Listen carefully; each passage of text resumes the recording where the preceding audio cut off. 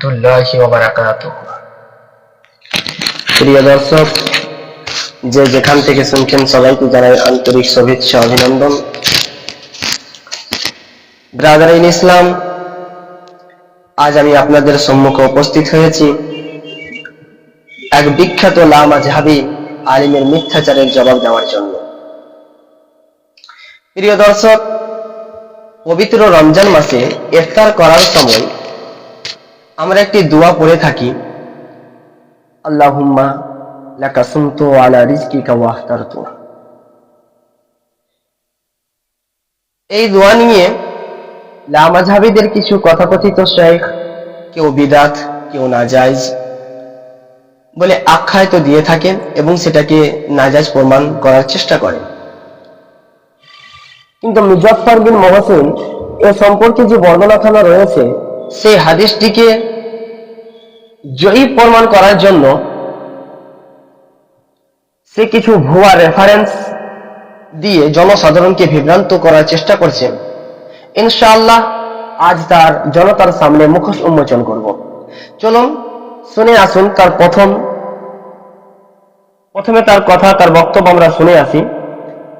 এই দোয়া নিয়ে যে সে মিথ্যাচার করেছে, তার মিথ্যাচারগুলো আমরা আগে প্রথমে শুনি, তারপরে ইনশাআল্লাহ আমি তার জবাব দেব। ইফতারের দোয়া, ইফতারের দোয়াতে কোন দোয়া পড়বেন? আবু দাউদের 321 পৃষ্ঠা একটা হাদিস বর্ণিত হয়েছে, আল্লাহুম্মা লাকা সুমতু আলা রিজকিকা আফতারতু। আরো উল্লেখ্য যে ইফতারে পড়বে, এটা তো জয়ীফ হাদিস একটা। এই হাদিসের মধ্যে মুয়াজ ইবনু জুহরা নামে একজন রাবী আছে। এই রাবী হচ্ছে মাজহুল। এ কোন ব্যক্তি, এর কোনো পরিচয় পাওয়া যায় না, যার কারণে হাদিসটি জয়ীফ। আল্লাহুম্মা লাকা সুমতু আলা রিজকিকা আফতারতু যে হাদিসটি খুব প্রসিদ্ধ। তবে আপনাদের সিলেট, চট্টগ্রাম এই হাদিসটা মনে প্রসিদ্ধ না, যদিও হাদিসে আছে। এই এলাকায় প্রসিদ্ধ একটি দোয়া আছে, সেটা হলো আল্লাহুম্মা সুমতু লাকা ওয়া তাওয়াক্কালতু আলা রিজকিকা ওয়া আফতারতু বিরহমাতিকা ইয়া আরহামার রাহিমিন। এই দোয়াটা প্রসিদ্ধ খুবই। দেখেন ইফতারি চাটে, বিভিন্ন প্রতিষ্ঠানের প্যাম্পলেটে, বিভিন্ন জায়গায় ইফতারের দোয়া হিসাবে এটাই উল্লেখ করা হয়েছে। খুবই দুঃখজনক যে এই দোয়াটির কোনো ভিত্তি পাওয়া যাবে না। আমি বলে গেলাম সিলেটে, চট্টগ্রামে বহু আলেম উলামা, অনেক, আপনি একটু খুঁজে দেখুন তো এই হাদিসটি বা এই দোয়াটি কোন গ্রন্থে বর্ণিত হয়েছে। তবে আপনাদের একটা তথ্য দিয়ে যাই, সেটা হলো আল্লামা মুল্লা আলী কারি হানাফি, তিনি তার নামের শেষে হানাফি নিজেই লেখেন, তাই হানাফি বললাম। তিনি তার গ্রন্থ মিশকাতের ভাষ্য গ্রন্থ মিরকাতুল মাফাতি, এই গ্রন্থের 2য় খণ্ডের 31 পৃষ্ঠায় আলোচনা করতে গিয়ে বলছেন, ওয়াস্তাহারা আলা আলসিনাতিন নাস, মানুষের মুখে মুখে দোয়াটি খুব প্রসিদ্ধ, ওয়ালাকিন লাইসা লাহু আসলুন, কিন্তু এই দোয়াটির কোনো ভিত্তি নেই। তিনি বলে গেছেন। আচ্ছা প্রিয় দর্শক, আপনারা শুনলেন যে সুনানে আবু দাউদের মধ্যে যে হাদিসখানা বর্ণিত হয়েছে, সেই হাদিসখানার এক বর্ণনাকারী মুআজ বিন জুহরাকে মাজহুল, অপরিচিত বলেন সে হাদিসকে আপনার জয়ীফ প্রমাণ করেছেন। দ্বিতীয় তো হযরতে মুল্লা আলী কারি রাহমাতুল্লাহি তাআলা আলাইহির প্রতি মিথ্যা অপবাদ দিয়েছেন যে তিনি নাকি বলেছেন যে এই দোয়ার কোনো ভিত্তি নেই। প্রিয় দর্শক, পূর্বে একটি কথা বলে রাখি, সুনানে আবু দাউদ হাদিস থেকে, মুসান্নাফ ইবনে আবি শাইবার হাদিস থেকে, আরো বিভিন্ন হাদিস থেকে যে দোয়াটা প্রসিদ্ধ রয়েছে, আল্লাহুম্মা লাকা সুমতু আলা রিজকিকা ওয়া আফতারতু, আপনি এটাও পড়তে পারেন এবং আমরা যে অতিরিক্ত পড়ি এটাও পড়া জায়েজ রয়েছে। এবার কোন লামাযহাবী আলিম যদি বলে যে না এটা পড়া যাবে না কারণ এটা দ্বারা প্রমাণিত নেই, তাহলে ওই সমস্ত লামাযহাবী আলিমদেরকে কি ফতোয়া দিবেন যারা আল্লাহুম্মা লাকা সুমতু আলা রিজকিকা ওয়া আফতারতু থেকেও আপনার একটু দু একটা শব্দ বাড়িয়েছেন, তাদেরকে কি আপনারা কি ফতোয়া দিবেন? চলুন আমরা এক এক করে তার ইনশাআল্লাহ তার উত্তর দিব এবং এই দোয়াকে লামাযহাবী আলিমগণ, আহলে হাদিস আলিমগণ নিজ নিজ পুস্তকে লিপিবদ্ধ করেছেন। ইনশাআল্লাহ আমরা সেটাও প্রমাণ করব। তো আসুন সর্বপ্রথমে সুনানে আবু দাউদের মধ্যে যে হাদিসখানা রয়েছে, সেই হাদিসখানা আমি আপনাদেরকে পড়ে শোনাই। حدثنا مسدد حدثنا حسين عن حسين عن معاذ بن زهرة أنه بلغه হযরত মুআজ বিন জুহরা রাদিয়াল্লাহু তাআলা আনহু থেকে বর্ণিত, তার নিকট হাদিস পৌঁছেছে যে আন্নান নবী সাল্লাল্লাহু আলাইহি ওয়াসাল্লাম কানা ইজা আফতারা, আল্লাহর নবী সাল্লাল্লাহু তাআলা আলাইহি ওয়াসাল্লাম যখন ইফতার করতেন কল, তখন তিনি বলতেন কি, আল্লাহুম্মা লাকা সুমতু ওয়া আলা রিজকিকা আফতারতু। হাদিস খানা বর্ণিত হয়েছে সুনানে আবু দাউদের 2358 নম্বর হাদিসের মধ্যে, ইমামে বাগাবী রাহমাতুল্লাহি তাআলা আলাইহি শারহুস সুন্নাহর 1741 নম্বর হাদিসের মধ্যে উল্লেখ করেছেন। ইমামে বাইহাকী রাহমাতুল্লাহি তাআলা আলাইহি তার শুআবুল ঈমানের 3902 নম্বর হাদিসের মধ্যে লিপিবদ্ধ করেছেন। মুজাফফর বিন মুহসিন যে একটা স্পষ্ট মিথ্যাচার করে গেল যে এই হাদিসে একজন বর্ণনাকারী রয়েছে যার নাম হচ্ছে মুআজ বিন জুহরা। মুআজ বিন জুহরা নাকি অপরিচিত রাবী।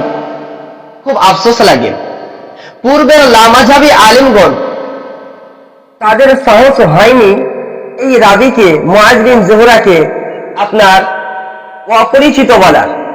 এই জন্য জুবাইর আলী জাহি বলেছে যে আমার নিকটে হাদিস খানা জয়ীফ, কেননা হাদিস খানা মুরসাল।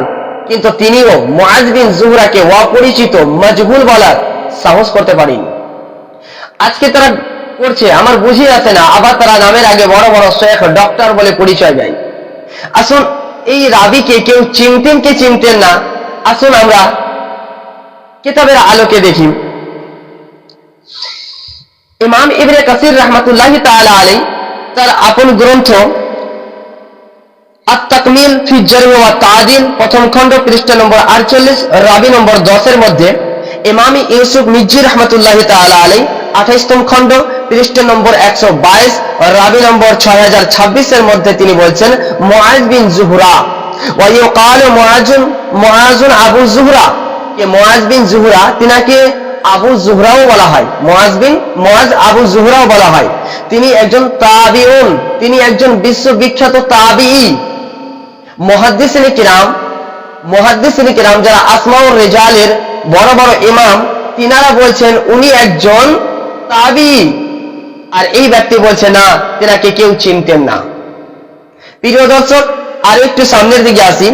ইমাম ইবনে হাজার আসকালানী রাহমাতুল্লাহি তাআলা আলাইহি তিনি বলেন মুআজ বিন জুহরা ইউকাল আবু জুহরা মাকবুলুন। ইমাম ইবনে হাজার আসকালানী রাহমাতুল্লাহি তাআলা আলাইহি বলেন মুআজ বিন জুহরা তিনি গ্রহণযোগ্য বর্ণনাকারী।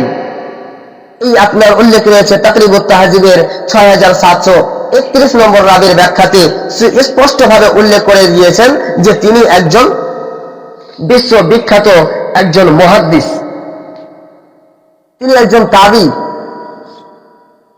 তিনি একজন গ্রহণযোগ্য রাবী রয়েছে। তা তিনার সম্পর্কে এই ধরনের কথা বলা, লাগামহীন কথা বলা চরম পর্যায়ের মূর্খতার পরিচয় দিয়েছেন।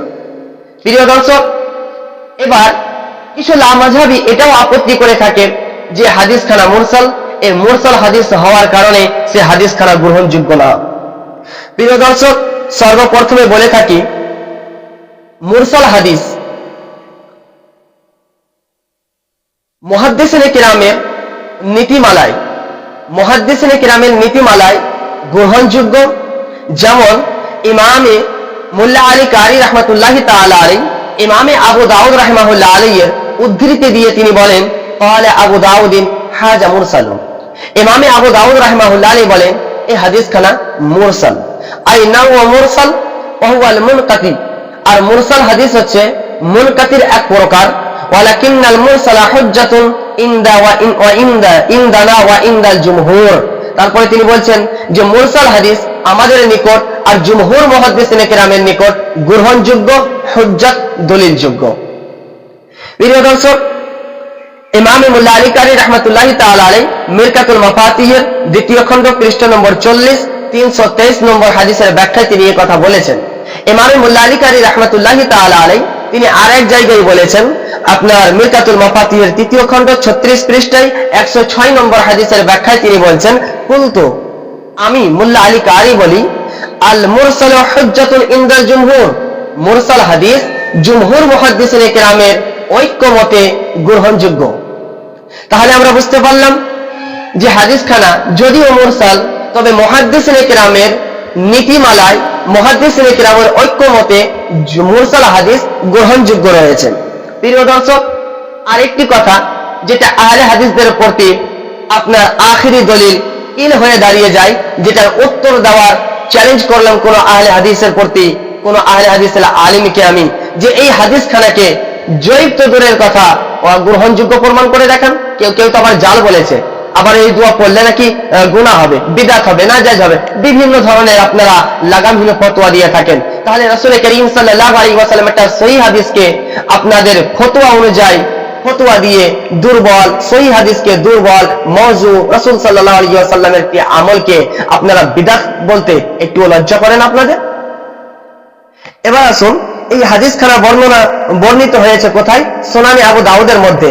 আর আহলে হাদিসদের উসুল রয়েছে যে সুনানি আবু দাউদের মধ্যে কোন হাদিস, সুনানি আবু দাউদের মধ্যে ইমামে আবু দাউদ রাহিমাহুল্লাহ আলাইহি যদি কোন একটি হাদিস বর্ণনা করেন আর হাদিস খানা বর্ণনা করে কোন যদি সমালোচনা না করে, তাহলে আহলে হাদিসদের নিকটে সেই হাদিস খানা গ্রহণযোগ্য, সহিহ।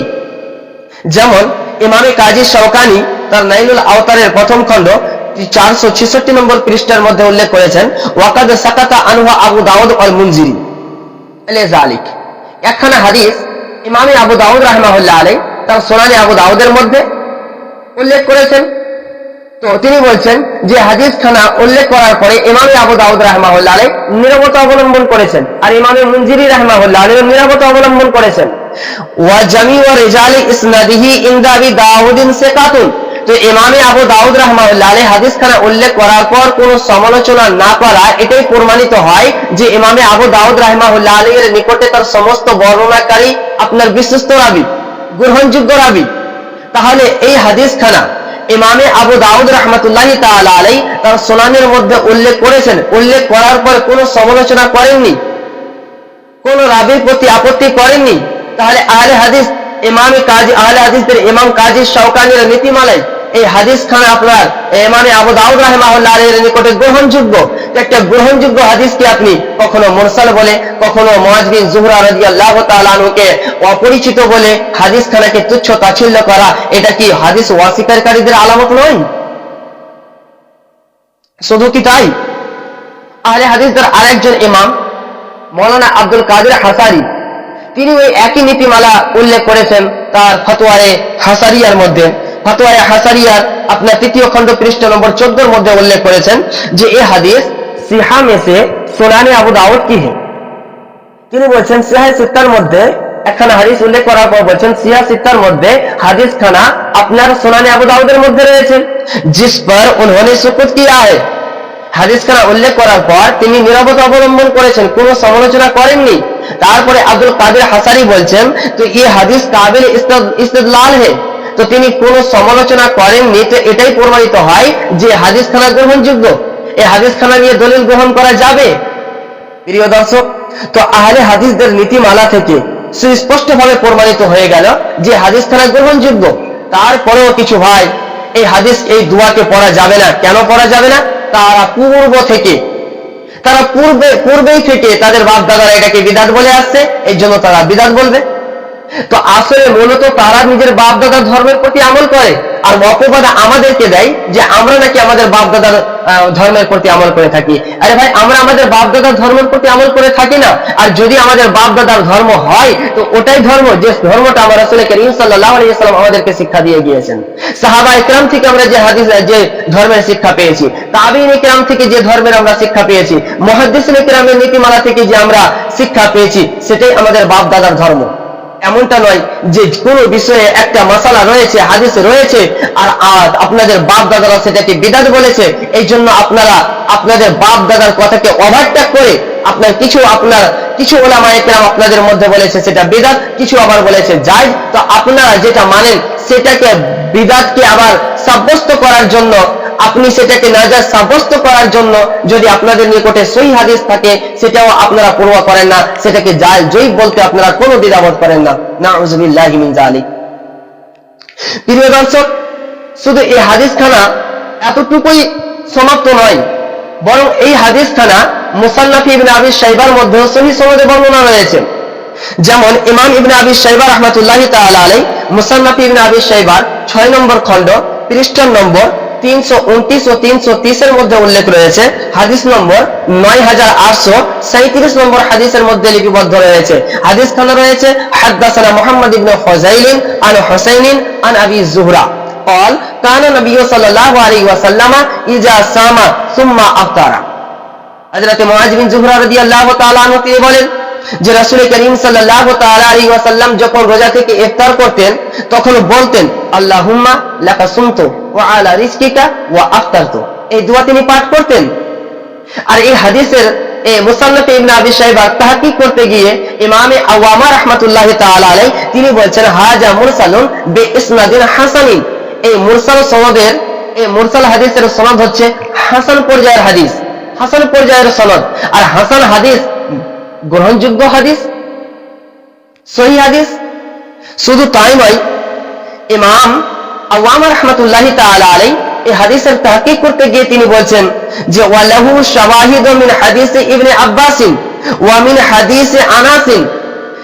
তিনি বলছেন যে উক্ত হাদিস খানা সুনানে আবু দাউদ ও মুসান্নাফ ইবনে আবি শাইবার হাদিসের পক্ষে হযরত আব্দুল্লাহ ইবনে আব্বাস রাদিয়াল্লাহু তাআলা আনহু ও হযরত আনাস রাদিয়াল্লাহু তাআলা আনহু হাদিস শাওয়াহিদ হিসাবে পাওয়া যায়, শাওয়াহিদ হিসাবে পাওয়া যায়। আর আপনারা অবগত আছেন যে একটি হাদিসে, একটি সহিহ হাদিসের পক্ষে যদি আরো শাওয়াহিদ হিসাবে জয়ীফ সনদের হাদিস যদি পাওয়া যায় সেটা গ্রহণযোগ্য। আসুন আগে সেই দুইটি হাদিস আমরা দেখে আসি, তারপর আমরা সেই নীতিমালা নিয়ে ইনশাআল্লাহ আলোচনা করব। ইমামে তাবারানী রাহমাতুল্লাহি তাআলা আলাইহি মুজামুল কবিরের 12তম খণ্ড পৃষ্ঠা নম্বর 146 হাদিস নম্বর 12720 এর মধ্যে লিপিবদ্ধ রয়েছে আন ইবনে আব্বাস قال كان النبي صلى الله عليه وسلم اذا افطر। হযরত আব্দুল্লাহ ইবনে আব্বাস রাদিয়াল্লাহু তাআলা আনহু বর্ণনা করেন আল্লাহর নবী সাল্লাল্লাহু তাআলা আলাইহি ওয়াসাল্লাম যখন ইফতার করতেন قال তখন তিনি বলতেন কি আল্লাহুম্মা লাকা সুমতু ওয়া আলা রিজকিকা আফতারতু ফাতাকাব্বাল মিন্নি ইন্নাকা আনতাস সামিউল আলিম। এই দোয়া তিনি পাঠ করতেন। এবার আসুন ইমামে তাবারানী রাহমাতুল্লাহ আলাইহি তিনার আরেকটি কিতাব আপনার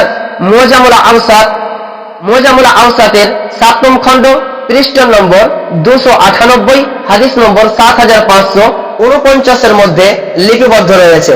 হাদিস খানা রয়েছে আনাস ইবনে মালিক قال হযরত আনাস ইবনে মালিক রাদিয়াল্লাহু তাআলা আনহু হতে বর্ণিত তিনি বলেন কানা নবী সাল্লাল্লাহু আলাইহি ওয়াসাল্লাম ইযা আফতারা قال বিসমিল্লাহি আল্লাহুম্মা লাকা সুমতু ওয়া আলা রিজকিকা আফতারতু।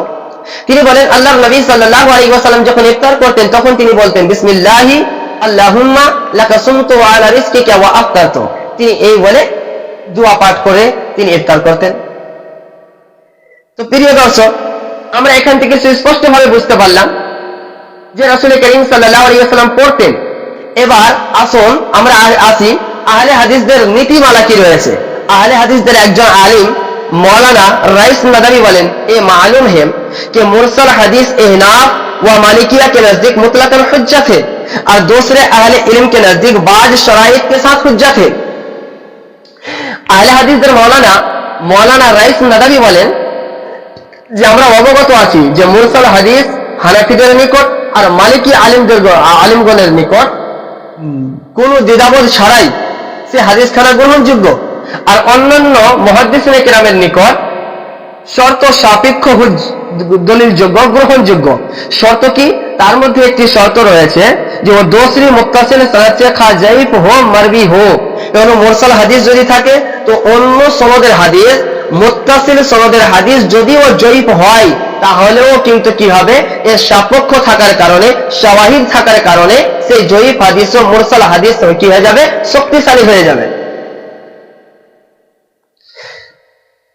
নামাজ জানাজা আর উনকে মাসাইল এই কিতাবের 46 নম্বর পৃষ্ঠার মধ্যে আল্লামা মৌলানা রাইস নদভী আহলে হাদিসের ইমাম সুস্পষ্টভাবে উল্লেখ করেছেন।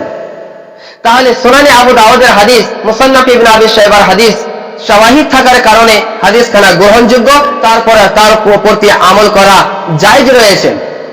আপনারা নিজের আহলে হাদিস মাযহাবকে প্রাধান্য দেওয়ার জন্য একটা সহিহ হাদিসের ওয়াসিকার করে আপনারা হাদিস ওয়াসিকারীদের খাতায় নিজের নাম উল্লেখ করেছেন। এবার আসুন মুহাদ্দিসিনে কিরামগণ এই ইফতারের দোয়া সম্পর্কে তিনারা কি বলেছেন।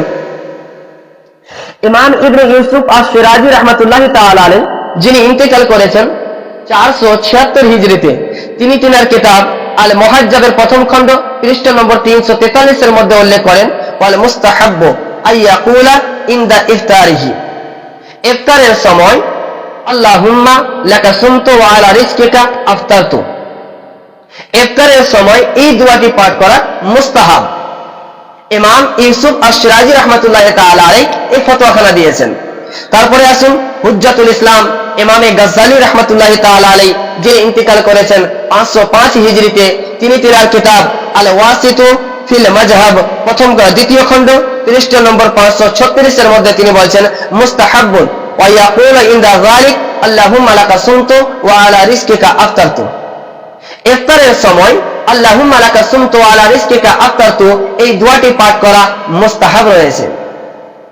প্রিয় দর্শক, ইমামে বাগাবী রাহমাতুল্লাহি তাআলা আলাইহি, যে ইন্তিকাল করেছেন 516 হিজরিতে, তিনি তিনার কিতাব আত-তাহজিবের তৃতীয় খণ্ড পৃষ্ঠা নম্বর 183 এর মধ্যে তিনিও এই কথা উল্লেখ করেছেন যে ইস্তাহাব্বু আইয়াকুলা ইনদাল ফিতরি মা রাওয়া আন মুআযিন قال كان رسول الله صلى الله عليه وسلم اذا افطر قال اللهم لك صمت على رزقك افطرت।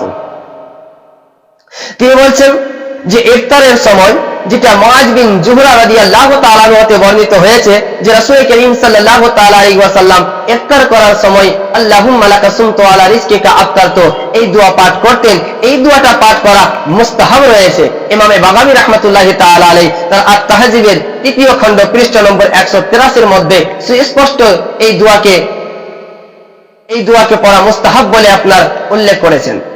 প্রিয় দর্শক, শুধু কি তাই, ইমামে বাইহাকি রাহমাতুল্লাহি তাআলা আলাইহি তিনি আপন পুস্তক ফাজাইলুল আওকাতের মধ্যে অনুচ্ছেদ বেঁধেছেন, বাব ইস্তাহাবি দুআ ইনদাল ফিতর, এই ইফতারের সময় দোয়া পাঠ করা মুস্তাহাব হওয়ার বর্ণনা।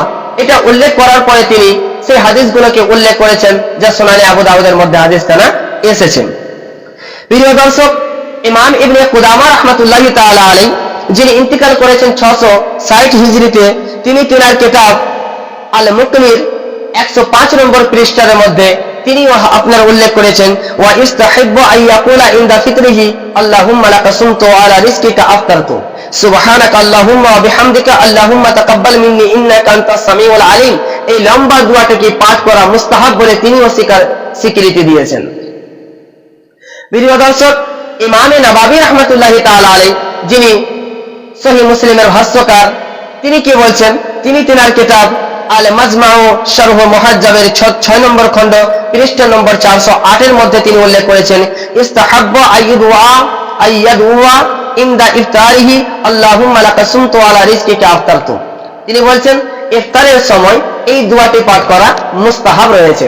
তো মুহাদ্দিসিনে কিরাম এই দোয়াটিকে পাঠ করা মুস্তাহাব বলে নিজ নিজ পুস্তকের মধ্যে উল্লেখ করেছেন, যিনারা ইন্তিকাল করেছেন 400 হিজরিতে, কেউ 500 হিজরিতে, কেউ 700 হিজরিতে। এতদিন পূর্বে মুহাদ্দিসিনে কিরাম পেয়েছেন যে এই আপনার দোয়া পড়া মুস্তাহাব, কিন্তু কথাকথিত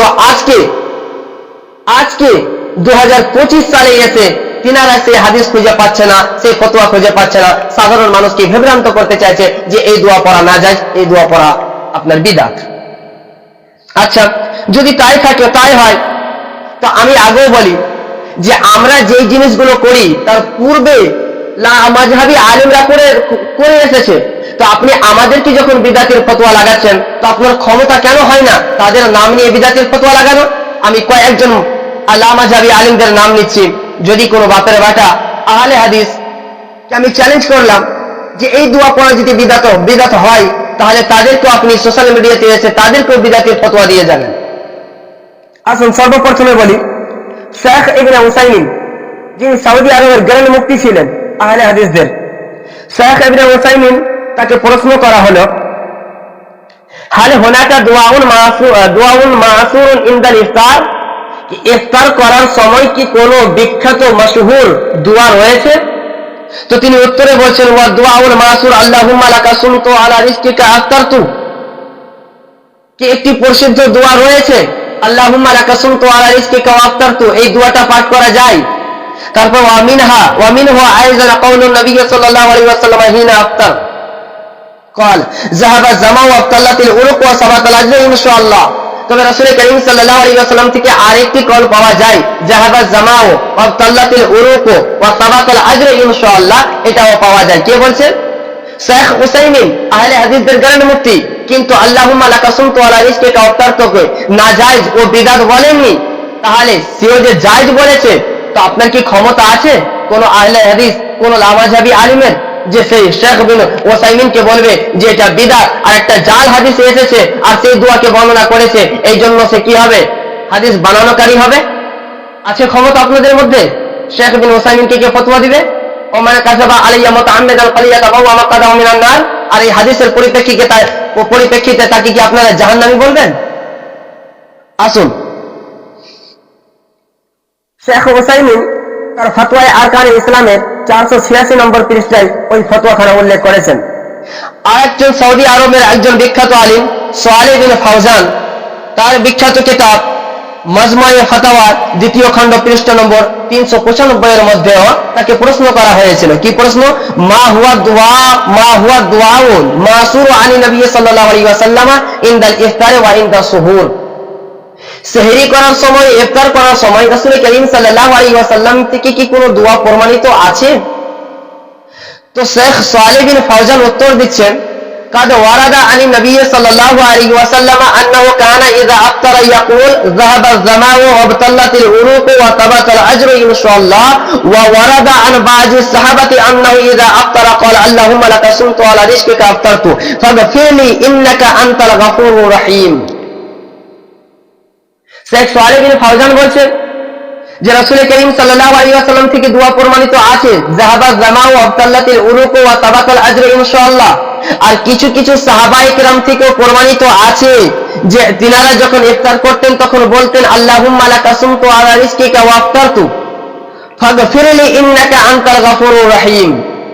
এই দোয়াও প্রমাণিত আছে। এখানে আরেকটি কথা আমি বলতে চাই, প্রথমে যে আপনার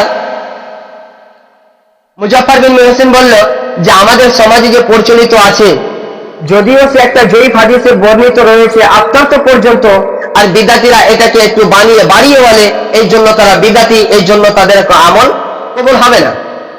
তো আমি বলবো যে সালেহ বিন ফাওজানকে কি আপনি একই ফতোয়া দিবেন? ফাগফিরলি ইন্নাকা আনতাল গফুরুর রহিম, এই শব্দ তো হাদিসে বর্ণিত হয়নি। তো ইনি যখন ফতোয়া দিলেন, তো ইনি কি সাহাবায়ে কেরামদের নামে মিথ্যাচার করলেন না? আপনাদের ফতোয়া অনুযায়ী দেন সালেহ বিন ফাওজানকে ফতোয়া দেন, সালেহ বিন ফাওজানকে বিদাতির ফতোয়া বলেন।